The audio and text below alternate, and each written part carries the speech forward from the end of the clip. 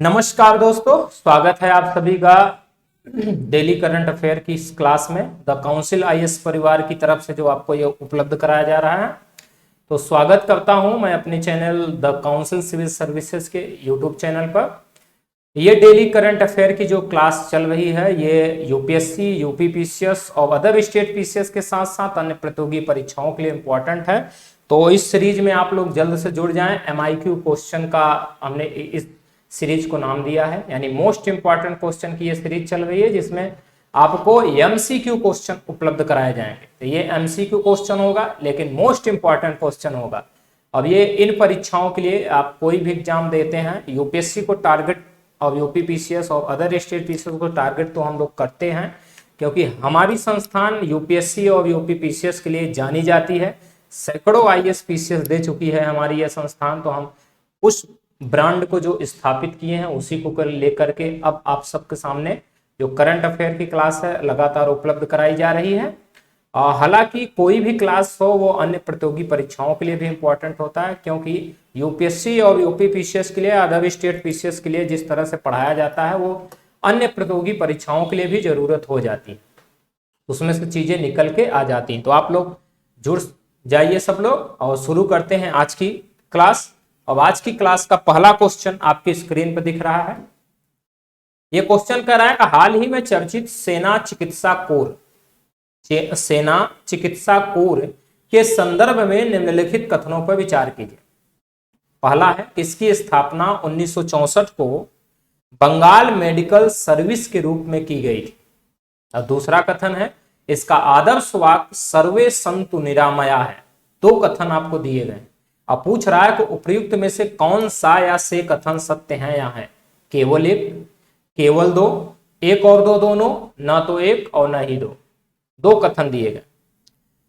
तो हाल ही में आप देखेंगे 2022 में सेना चिकित्सा कोर अपना 258वां यानी 258 स्थापना दिवस मना रहा है 2022 में, जिस कारण यह सेना चिकित्सा कोर चर्चा में रहा। और अगर हम बात करें इसकी स्थापना की, तो सेना चिकित्सा कोर की स्थापना 1964 में बंगाल मेडिकल सर्विस के रूप में की गई थी। बंगाल मेडिकल सर्विस के रूप में इस सेना चिकित्सा कोर की स्थापना 1964 में की गई थी। लेकिन इसके पश्चात आप देखेंगे 1943 में, जब 1764 में इसकी स्थापना की गई तो बंगाल मेडिकल सर्विस था। उसके बाद आप देखेंगे 1943 में इसे इंडियन आर्मी मेडिकल कोर के नाम से पुनः स्थापित किया गया। किस नाम से? इंडियन आर्मी मेडिकल कोर के नाम से पुनः स्थापित किया गया 1943 में। और जब भारत स्वतंत्र हुआ तो उसके बाद आप देखेंगे इसका नाम इंडियन आर्मी मेडिकल कोर जो था, इसका नाम बदल करके सेना चिकित्सा कोर कर दिया गया स्वतंत्रता के पश्चात।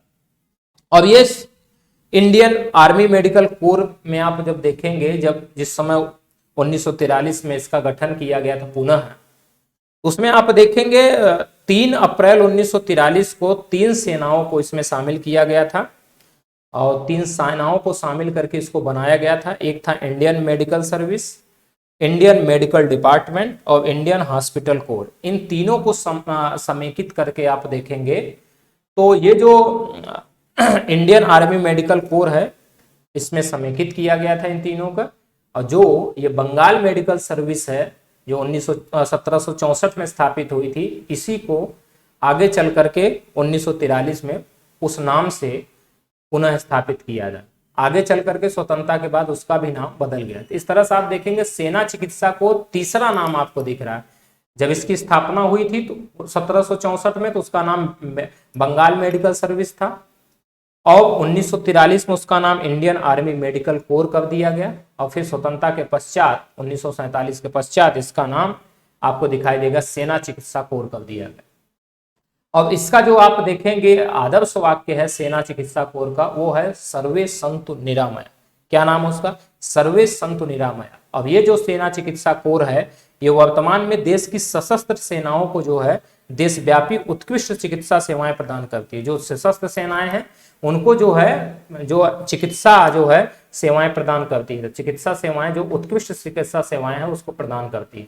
इसका आपको दोनों कथन सत्य नजर आ रहा है, तो इसका सही उत्तर हो जाएगा सी, यानी एक और दो दोनों कथन इसके सत्य हैं। देखिए आप, तो सर्वे संतु निरामया आपको दिख रहा है आर्मी का, इसमें भारतीय सेना की जो सेना चिकित्सा कोर है 2022 में अपनी 298वीं जयंती मनाई है और वर्षगांठ मनाया है। और सेना चिकित्सा कोर की स्थापना 1764 में, जैसा कि मैंने बताया, बंगाल मेडिकल सर्विस के रूप में की गई थी और 1943 में इसको इंडियन आर्मी मेडिकल कोर के नाम पुनः स्थापित किया गया। और जब इसको स्थापित किया गया पुनः, तो इसमें आप देखेंगे 1 अप्रैल 1943 में 3 सेनाएं, medical, Indian medical service, Indian medical department और इंडियन हॉस्पिटल कोर को समेकित करके बनाया गया। और स्वतंत्रता के पश्चात इंडियन आर्मी मेडिकल कोर का नाम बदल कर क्या कर दिया गया, सेना चिकित्सा कोर कर दिया गया। अब इसका आदर्श वाक्य है सर्वे संतु निरामया, जैसा कि हमने अभी चर्चा किया। बढ़ते हैं नेक्स्ट क्वेश्चन की तरफ, जो हमारा सेकंड नंबर क्वेश्चन है। सेकंड नंबर क्वेश्चन कह रहा है कि हाल ही में किसने ऑपरेशन उपलब्ध के तहत, ऑपरेशन उपलब्ध की बात चल रही है कि हाल ही में किसने ऑपरेशन उपलब्ध के तहत कथित कालाबाजारी करने वालों के खिलाफ एक अखिल भारतीय अभियान चलाया है। किसने चलाया है कि हाल ही में किसने ऑपरेशन उपलब्ध के तहत कथित कालाबाजारी करने वालों के खिलाफ एक अखिल भारतीय अभियान चलाया है। ऑप्शन है रेलवे सुरक्षा बल यानी आरपीएफ, बी है नीति आयोग, सी है सीआरपीएफ और डी है इनमें से कोई नहीं। तो हाल ही में बात करें कि रेलवे सुरक्षा बल ने जो है, रेलवे सुरक्षा बल यानी आरपीएफ ने ऑपरेशन उपलब्ध के तहत कथित कालाबाजारी करने वालों के खिलाफ एक अखिल भारतीय जो है अभियान चलाया है। इससे पहले भी आरपीएफ में आप देखेंगे, आरपीएफ ने ऐसा एक चलाया था। आरपीएफ ने जब इससे पहले फरवरी 2022 में एक ऑपरेशन आहट नाम से जो है एक ऑपरेशन चलाया था, ऑपरेशन आहट के नाम से, वो मानव तस्करी पर अंकुश लगाने के लिए एक राष्ट्रव्यापी आंदोलन अभियान था। इस पे मानव तस्करी पर जो है अंकुश लगाने के लिए ऑपरेशन आहट चलाया था, इसी आरपीएफ ने चलाया था फरवरी 2022 में। अब जो चला रहा है ऑपरेशन उपलब्ध चला रहा है, जिसके तहत कथित कालाबाजारी करने वाले जो लोग हैं उनके खिलाफ ये आंदोलन, ये अभियान दिखाई दे रहा है।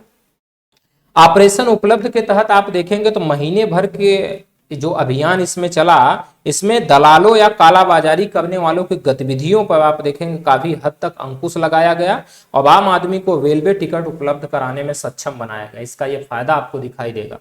अब आरपीएफ के बारे में बात करें तो यह एक केंद्रीय सशस्त्र बल है। क्या है? एक केंद्रीय सशस्त्र बल है जो भारतीय रेल मंत्रालय के अधीन कार्य कर रहा है। इसका सही उत्तर आपको क्या दिख जाएगा? रेलवे सुरक्षा बल यानी आरपीएफ ने ऑपरेशन उपलब्ध के तहत कथित कालाबाजारी करने वालों के खिलाफ एक अखिल भारतीय अभियान चलाया है। बढ़ते हैं नेक्स्ट क्वेश्चन की तरफ। इसमें आपको जो फैक्ट ना समझ में आया हो, यहाँ पर मैंने लिखवा रखा है कि रेलवे सुरक्षा बल ने ऑपरेशन उपलब्ध के तहत कथित कालाबाजारी करने वालों खिलाफ एक अखिल भारतीय अभियान चलाया और फरवरी 2022 में आरपीएफ द्वारा ऑपरेशन आहट नाम से मानव तस्करी पर अंकुश लगाने के लिए एक राष्ट्रव्यापी अभियान चलाया गया था। और ये जो है कि केंद्रीय सशस्त्र बल है जो भारतीय रेल मंत्रालय के अधीन कार्य करता है। बढ़ते हैं नेक्स्ट क्वेश्चन की तरफ, जो हमारा थर्ड नंबर क्वेश्चन है। थर्ड नंबर क्वेश्चन कह रहा है कि हाल ही में किस आयोग ने मानव तस्करी रोधी प्रकोष्ठ की शुरुआत की है? किस आयोग ने किया है, ये पूछ रहा है। मानव तस्करी रोधी प्रकोष्ठ की शुरुआत की, राष्ट्रीय पुलिस आयोग, राष्ट्रीय महिला आयोग, राष्ट्रीय आपदा अनुक्रिया बल या नीति आयोग? तो बात जो करें इसमें इस क्वेश्चन में कि मानव तस्करी रोधी प्रकोष्ठ की शुरुआत किसने की है, किस आयोग ने की है, तो हाल ही में आप देखेंगे राष्ट्रीय महिला आयोग ने। किसने? राष्ट्रीय महिला आयोग ने जो है मानव तस्करी रोधी प्रकोष्ठ की शुरुआत की है। और यह प्रकोष्ठ आप देखेंगे कानून प्रवर्तन एजेंसियां हैं जो कि बीच जागरूकता के प्रसार और उनकी क्षमता बढ़ाने के उद्देश्य से कार्य करेगा। तो जो कानून प्रवर्तन एजेंसियां हैं उनके बीच जागरूकता के प्रसार और उनकी क्षमता बढ़ाने के उद्देश्य से काम करेगा। अब यह क्षेत्रीय, राज्य और जिला स्तर पर, क्षेत्रीय स्तर पर, राज्य पर भी और जिला स्तर पर पुलिस अधिकारियों, अभियोजकों को जो है मानव तस्करी का मुकाबला करने के लिए प्रशिक्षण और कार्यशालाओं का आयोजन करेगा। आयोग को प्राप्त जो मानव तस्करी से संबंधित शिकायतें हैं उसका समाधान भी मानव तस्करी रोधी प्रकोष्ठ ही करेगा, ये आपको ध्यान रखना। और बात करें अगर राष्ट्रीय महिला आयोग की, तो राष्ट्रीय महिला आयोग अधिनियम 1990 में लाया गया। अब इस अधिनियम के तहत आप देखेंगे राष्ट्रीय महिला आयोग की स्थापना जनवरी 1992 में की गई। तो राष्ट्रीय महिला आयोग अधिनियम 1990 के तहत राष्ट्रीय महिला आयोग की स्थापना आप देखेंगे जनवरी 1992 में की गई। अब इस तरह से आपको ये दिख रहा है क्योंकि ये अधिनियम के तहत इसकी स्थापना की गई है, इसका गठन किया गया है, तो यह एक वैधानिक निकाय आपको दिखाई देगा। अब इस आयोग का आप गठन देखेंगे तो 31 जनवरी 1992 को जयंती पटनायक की अध्यक्षता में की गई। इस समय इसका गठन किया गया तो किसकी अध्यक्षता में किया गया था? जयंती पटनायक की अध्यक्षता में इसका गठन किया गया था। अब इस आयोग में आप देखेंगे एक अध्यक्ष होता है, एक सदस्य सचिव होता है और 5 अन्य सदस्य इसमें आपको दिखाई देंगे। तो हाल ही में आपको ये समझ में आया कि राष्ट्रीय महिला आयोग मानव तस्करी रोधी प्रकोष्ठ की शुरुआत की है। तो इसका सही उत्तर हो जाएगा बी, यानी राष्ट्रीय महिला आयोग। देखिए आप, राष्ट्रीय महिला आयोग ने मानव तस्करी रोधी प्रकोष्ठ की शुरुआत की। आयोग को प्राप्त मानव तस्करी से संबंधित शिकायतों का समाधान इसी प्रकोष्ठ द्वारा मिलेगा। और राष्ट्रीय महिला आयोग अधिनियम 1990 के तहत राष्ट्रीय महिला आयोग की स्थापना जनवरी 1992 में की गई थी। अब यह एक वैधानिक निकाय है। अब आयोग का जो गठन हुआ है 1992 में जयंती पटनायक की अध्यक्षता में हुआ। अब इसमें एक अध्यक्ष, एक सदस्य सचिव और 5 अन्य सदस्य आपको दिखाई देंगे। ठीक, बढ़ते हैं नेक्स्ट क्वेश्चन की तरफ, जो हमारा 4 नंबर क्वेश्चन है। 4 नंबर क्वेश्चन कह रहा है कि सेमीकंडक्टर मिशन का मार्गदर्शन करने वाली सलाहकार समिति के अध्यक्ष कौन है? तो सेमीकंडक्टर मिशन का मार्गदर्शन करने वाली सलाहकार समिति के अध्यक्ष कौन है पूछ रहा है। ऑप्शन है बीके सारस्वत, लक्ष्य सेन, सी है एसके हैदर और डी है अश्वनी वैष्णव। तो आपको बता दें सेमीकंडक्टर मिशन का मार्गदर्शन करने वाली जो सलाहकार समिति है उसके अध्यक्ष जो है अश्वनी वैष्णव बनाए गए हैं। कौन बनाए गए हैं? अश्वनी वैष्णव बनाए गए हैं। तो हाल ही में आप देखेंगे इलेक्ट्रॉनिक और सूचना प्रौद्योगिकी मंत्रालय ने 76,000 करोड़ रुपए का सेमीकंडक्टर मिशन का मार्गदर्शन करने के लिए 17 सदस्यीय सलाहकार समिति का गठन किया, जिस कारण यह चर्चा में रहा। किसके द्वारा किया गया है? तो इलेक्ट्रॉनिक और सूचना प्रौद्योगिकी मंत्रालय द्वारा किया गया। 76,000 करोड़ की रुपए की लागत से आपको दिख रहा है कि सेमीकंडक्टर मिशन का जो है मार्गदर्शन करने के लिए जो है ये सलाहकार समिति गठित की गई। और ये 17 सदस्यीय सलाहकार समिति है। कितने सदस्य शामिल है? 17 सदस्य, जिसका अध्यक्ष आपको देखेंगे अश्वनी वैष्णव को बनाया गया। अश्वनी वैष्णव जो है वर्तमान में इलेक्ट्रॉनिक और सूचना प्रौद्योगिकी मंत्री हैं। अश्वनी वैष्णव, जिनको सलाहकार समिति जो बनाई गई उसका अध्यक्ष बनाया गया है। अब इस आयोग में आप देखेंगे तो जो ये समिति बनाई गई है इसमें आप देखेंगे नीति आयोग के सदस्य बीके सारस्वत, जो आपको ए ऑप्शन दिख रहा है, ये सदस्य के तौर पर होंगे। आप इसमें प्रधान वैधानिक सलाहकार आपको दिखाई देंगे। और विदेश मंत्रालय, व्यय विभाग, आर्थिक मामले और उद्योग और आंतरिक व्यापार संवर्धन सचिव इस के जो है इस समिति के सदस्य होंगे। तो आपको ध्यान रखना प्रधान वैज्ञानिक सलाहकार इसमें जो बनाए गए हैं बीके सारस्वत बनाए गए हैं, जो नीति आयोग के समय सदस्य आपको दिखाई देंगे। इसका सही उत्तर हो जाएगा डी, यानी अश्वनी वैष्णव जो है इसके अध्यक्ष हैं। देखिए ये अश्वनी वैष्णव जी हैं जो इलेक्ट्रॉनिक और सूचना प्रौद्योगिकी मंत्री हैं। तो इलेक्ट्रॉनिक और सूचना प्रौद्योगिकी मंत्रालय ने जो है 76,000 करोड़ रुपए के सेमीकंडक्टर मिशन का मार्गदर्शन करने के लिए 17 सदस्यीय सलाहकार समिति का गठन किया। और इलेक्ट्रॉनिक और सूचना प्रौद्योगिकी मंत्री जो है अश्वनी वैष्णव इस समिति के अध्यक्ष होंगे। और नीति आयोग के सदस्य हैं बीके सारस्वत, ये प्रधान वैज्ञानिक सलाहकार होंगे। और विदेश मंत्रालय, व्यय विभाग, आर्थिक मामलों और उद्योग व आंतरिक संवर्धन सचिव जो हैं इस समिति के सदस्य आपको दिखाई देंगे। बढ़ते हैं नेक्स्ट क्वेश्चन की तरफ, जो हमारा 5 नंबर क्वेश्चन है। 5 नंबर क्वेश्चन कह रहा है कि हाल ही में अपनी इलेक्ट्रिक वाहन नीति में ई साइकिलों को शामिल करने वाला पहला राज्य या केंद्र शासित प्रदेश कौन सा है? ध्यान रखिए कि इलेक्ट्रिक वाहनों में ई साइकिलों को शामिल करने वाला पहला राज्य या केंद्र शासित प्रदेश कौन सा है, ये पूछ रहा है। आंध्र प्रदेश, नई दिल्ली, पुडुचेरी, उत्तर प्रदेश। तो किस राज्य या केंद्र शासित प्रदेश ने इसको किया है? तो हाल ही में देखेंगे केंद्र शासित प्रदेश नई दिल्ली है, जिसने अपनी इलेक्ट्रिक वाहन में नीति में आप देखेंगे के तहत इलेक्ट्रिक साइकिलों को शामिल किया है। और घोषणा किया है कि अगर कोई भी जो 10,000 खरीदार होंगे इलेक्ट्रिक ये जो साइकिलें हैं उनको 5500 रुपए की सब्सिडी सरकार देगी, यानी दिल्ली सरकार उनको सब्सिडी प्रदान करेगी। अब इसमें आप देखेंगे यात्री और कार्गो ई साइकिल दोनों शामिल होंगे, जिनकी गति आपको 25 किलोमीटर प्रति घंटा से कम होती हुई दिखाई देगी। तो हाल ही में किस केंद्र शासित प्रदेश या राज्य ने इसको लागू किया है? तो नई दिल्ली ने लागू किया है इसको। यानी ई साइकिलों को अपने इलेक्ट्रिक वाहन में शामिल किया है। इसका सही उत्तर हो जाएगा बी, यानी नई दिल्ली। देखिए ये आपको इलेक्ट्रिक साइकिल दिखाई दे रही है। तो दिल्ली सरकार ने अपनी इलेक्ट्रिक वाहन नीति के तहत इलेक्ट्रिक साइकिल को शामिल किया और वो पहले 10,000 खरीदारों को, जो पहले के 10,000 खरीदार इस साइकिल को खरीदेंगे उनको 5500 की सब्सिडी भी प्रदान करेगी सरकार। और यात्री और कार्गो इस साइकिल दोनों शामिल इसमें है, जिसकी गति आपको रखी गई है 25 किलोमीटर पर घंटा से कम इसकी गति आपको दिखाई गई है। नेक्स्ट क्वेश्चन की तरफ बढ़ते हैं, जो हमारा 6 नंबर क्वेश्चन है। 6 नंबर क्वेश्चन कह रहा है कि हाल ही में खोजा गया वाह्य ग्रह, हाल ही में खोजा गया वाह्य ग्रह K2 2016 BLG 0005 LB किस ग्रह का एक समान जुड़वा ग्रह है। ये जो खोजा गया अभी वाह्य ग्रह है जिसका नाम K2 2016 BLG 0005 LB रखा गया है, यह किस एक ग्रह के समान जुड़वा ग्रह है ये पूछा जा रहा है। बृहस्पति, मंगल, पृथ्वी, बुध, ये ऑप्शन दिए हुए।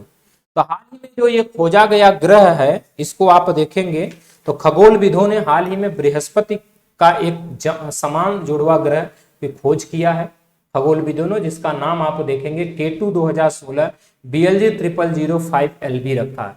यह बृहस्पति के समान जुड़वा जो है यह ग्रह है। और आप ये देखेंगे जो ये ग्रह है, यह नाम जो ग्रह है यह पृथ्वी से 17,000 प्रकाश वर्ष की दूरी पर स्थित है। पृथ्वी से आपको दूरी अगर इसका पूछता है तो ये 17,000 प्रकाश वर्ष की दूरी पर है। और यह बृहस्पति ग्रह के एक समान जुड़वा ग्रह आपको दिखाई देगा। इसका सही उत्तर हो जाएगा ए, यानी बृहस्पति। इस ग्रह को आप देखिए, ये ग्रह आपको दिखाई देगा। खगोलविदों ने बृहस्पति का एक समान जुड़वा ग्रह खोजा जो अपने तारों से उतनी ही दूरी पर स्थित है जितनी पृथ्वी हमारे सूर्य से दूरी है। तो उतनी ही दूरी पर स्थित है जितने से बृहस्पति सूर्य से दूरी पर। और K2 2016 BLG 0005 LB नामक यह ग्रह आपको पृथ्वी से 17,000 प्रकाश वर्ष की दूरी पर स्थित आपको दिखाई दे रहे हैं। इसका जो सही उत्तर आपको दिखेगा उसमें से ए आपको बृहस्पति नजर आएगा। बढ़ते हैं नेक्स्ट क्वेश्चन की तरफ, जो हमारा 7वां नंबर क्वेश्चन है। 7वां नंबर क्वेश्चन कह रहा है ऊर्जा, पर्यावरण और जल परिषद के हालिया अध्ययन के अनुसार पिछले 2 दशकों में किस राज्य में जंगल की आग की घटनाओं की संख्या सबसे अधिक रही। ध्यान से फिर से देखिएगा, ऊर्जा, पर्यावरण और जल परिषद के हालिया अध्ययन के अनुसार पिछले 2 दशकों में किस राज्य में जंगल की आग की घटनाओं की संख्या सबसे अधिक रही। ऑप्शन है राजस्थान, बी है मध्य प्रदेश, सी है मिजोरम और डी है अरुणाचल प्रदेश। तो हाल ही में आप देखेंगे ऊर्जा, पर्यावरण और जल परिषद के हालिया अध्ययन के अनुसार जो है पिछले 2 दशकों में जंगल की आग जो है, जंगल की आग की आवृत्ति और तीव्रता में वृद्धि हुई है, ये रिपोर्ट कहती है इसकी हालिया रिपोर्ट। और इसमें आप देखेंगे managing forest fire in a changing climate नामक अध्ययन इसने किया है। उस अध्ययन में जो है आप देखेंगे तो पाया गया है कि पिछले 2 दशकों में जंगल की आग में 10 गुना की वृद्धि आपको दिखाई देगी। अब ये जो दिया गया है managing forest fire in a changing climate के नाम से यह अध्ययन किया गया था। अब इसमें बताया जा रहा है कि 62% से अधिक भारतीय राज्य जो है उच्च तीव्रता वाली जंगल की आग से ग्रस्त है। अब इसमें आपको दिखाई देगा पिछले 2 दशकों में सबसे अधिक मिजोरम में के जंगलों में आग लगी है। तो सबसे ज्यादा मिजोरम में आग लगी हुई दिखाई दे रही पिछले 2 दशकों से आप देखेंगे। इसका जो सही उत्तर हो जाएगा वो सी होगा, यानी मिजोरम होगा। इसके बारे में देखिए, आपको जंगल की आग दिखाई दे रही है। ऊर्जा, पर्यावरण और जल परिषद द्वारा जारी एक अध्ययन के अनुसार पिछले 2 दशकों में जंगल की आग की आवृत्ति और तीव्रता में वृद्धि आपको दिखाई दे रही है। और managing forest fire in a changing climate नामक अध्ययन में पाया गया कि पिछले 2 दशकों में जंगल की आग में 10 गुना की वृद्धि आपको दिखाई दे रही। और 62% से अधिक भारतीय राज्य जो है उच्च तीव्रता वाली जंगल की आग से ग्रस्त हैं।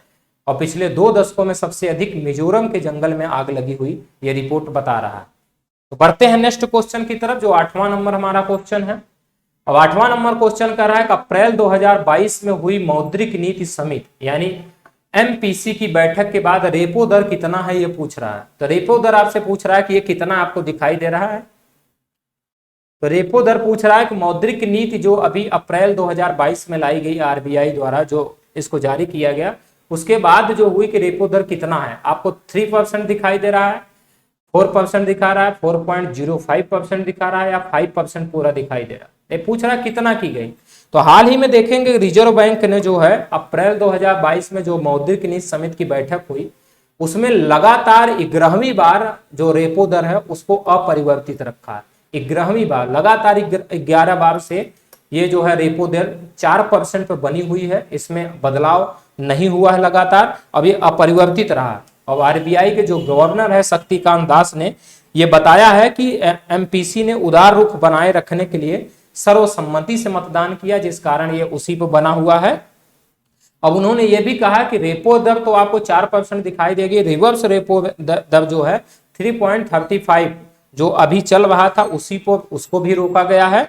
और फिर सीमांत स्थायी सुविधा और बैंक दर जो है इस समय 4.25% आपको दिखाई देगी, वो भी उसी पर बनाया हुआ दिख रहा है। तो इसका जो सही उत्तर आपको दिख जाएगा 4%, यानी जो मौद्रिक समिति इस बार नीति समिति की बैठक हुई उसमें 4% रेपो दर दिखाया गया है। देखिए आप इसमें आपको तथ्यों को देख लीजिए कि भारतीय रिजर्व बैंक की मौद्रिक नीति समिति ने लगातार 11वीं बार रेपो दर को 4% पर परिवर्तित रखा। और आरबीआई गवर्नर शक्तिकांत दास ने घोषणा की कि एमपीसी ने उदार रुख बनाए रखने के लिए सर्वसम्मति से मतदान किया और कहा कि रिवर्स रेपो दर है 3.35% पर परिवर्तित रखा और सीमांत स्थायी सुविधा दर और बैंक दर को भी 4.25% पर अपरिवर्तित रखा। अगर आपको ध्यान रखना है कि रेपो रेट अगर स्थिर है तो अगर 4% पर रेपो रेट रखा गया है तो इस बैंक दर पर आप देखेंगे रेपो रेट पर जो वाणिज्यिक बैंक है रिजर्व बैंक से कर्ज लेंगी 4% पर, तो अगर वो 4% पर लेंगी, चूंकि रेपो रेट कम है तो वाणिज्यिक बैंक अधिक पैसा लेंगी रिजर्व बैंक से। अब अधिक पैसा अगर वाणिज्यिक बैंक लेंगी तो वो लोन अधिक देंगी। अब अगर वो लोन अधिक देंगी तो मार्केट में आपको दिखेगा कि आपको पैसे की तरलता बढ़ती हुई नजर आएगी। तो तरलता जो मार्केट में है वो बढ़ती हुई नजर आएगी, इससे ये सारी चीजें दिखाई जाती है। तो इसका आपको इकोनॉमिक्स में सारी चीजें बताई जाएगी कि रिवर्स रेपो रेट कम होता है या ज्यादा होता है, रेपो रेट कम ज्यादा होता है तो कैसे उसकी चलती। तो आज की क्लास में हमने 8 क्वेश्चन को लिया हुआ है और इसको आप देखते रहिए और प्लीज आप इसको शेयर भी करें। और हमारे यहाँ ऑफलाइन बैच स्टार्ट हो गया तो आप लोग आकर के यहाँ एडमिशन ले सकते हैं और अपने लक्ष्य को सार्थक कर सकते हैं। काउंसिल जिस लिए जानी गई है वो अब भी उपलब्ध है, वो सारी चीजें अब भी प्रदान की जा रही है। अब आप लोग सफल होंगे, बहुत सारे यहाँ से बच्चे सफल भी हुए, आप भी सफल होंगे और ऐसी शुभकामनाएं हैं द काउंसिल आईएएस परिवार की तरफ ओर से। तो मिलते हैं नेक्स्ट क्लास में। Thank you.